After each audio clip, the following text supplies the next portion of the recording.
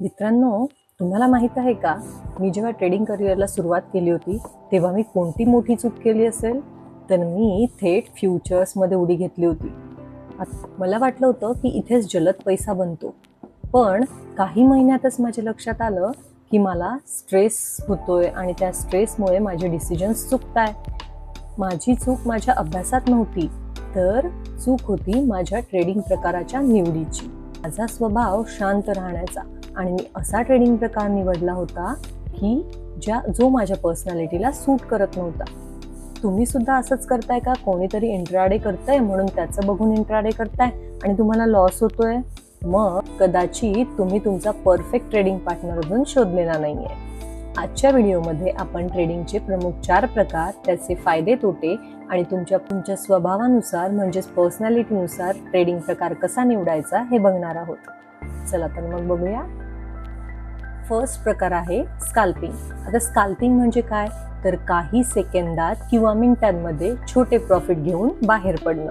याची प्रोज काय? तर मार्केटच्या मोठ्या हालचालींची वाट बघावी लागत नाही, लगेच ट्रेड मिळतो आणि झटपट निर्णयही मिळतो. तर याचे तोटे काय? खूप जास्त स्क्रीन टाइम लागतो, नंतर ओव्हर ट्रेडिंग होण्याचे चान्सेस खूप असतात, ब्रोकरेजही जास्त जाऊ शकतो आणि हाय स्ट्रेसचं काम आहे. हे स्कॅल्पिंग कोणासाठी योग्य आहे? ज्यांचे निर्णय घेण्याचे कौशल्य खूप वेगवान आहे आणि जे तासनतास एकाग्रतेने स्क्रीनकडे बघू शकतात. सेकंड आहे इंट्राडे ट्रेडिंग. आता इंट्राडे ट्रेडिंग म्हणजे काय? तर सकाळी ट्रेड घेतला आणि मार्केट संपायच्या आत म्हणजे 3:30च्या आत तो एक्झिट केला. आता याचे प्रोज काय? तर इंट्राडे मध्ये ओव्हरनाईट रिस्क नसते, म्हणजेच जागतिक बाजारातील घसरणींचा फरक पडत नाही. कमी भांडवलात जास्त ट्रेडिंग करू शकतो आणि लिव्हरेजही घेऊ शकतो. आता याचे तोटे काय? अचानक येणाऱ्या व्होलॅटिलिटीचा फटका बसू शकतो, खूप डिसिप्लिन लागतं. आता हे कोणासाठी योग्य आहे? तर ज्यांच्याकडे मार्केटच्या वेळेत म्हणजे 9:15 ते 3:30 मध्ये वेळ उपलब्ध आहे आणि जे आपल्या भावनांवर म्हणजे ग्रीड आणि फिअर यावर कंट्रोल करू शकतात, त्यांच्यासाठी इंट्राडे हा योग्य पर्याय आहे.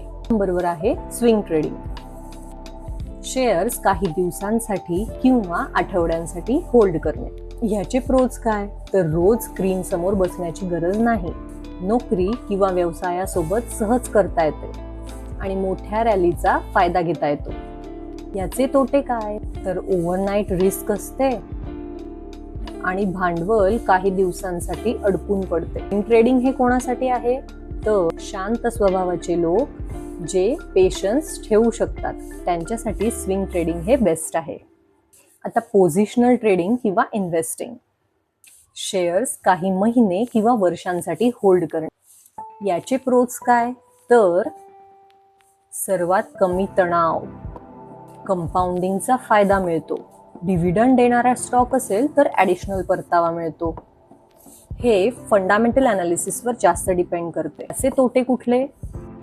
परतावा मिळवण्यासाठी खूप वेळ वाट बघावी लागते, मार्केट क्रॅश झाल्यास पोर्टफोलिओ रेड दिसू शकतो. आता हे करायचं कोणी? तर दूरदृष्टी असलेले लोक, ज्यांना रोजच्या चढउताराचा काही फरक पडत नाही. फ्युचर्स पासून सुरुवात करणे म्हणजे थेट मैदानात उतरण्यासारखे आहे.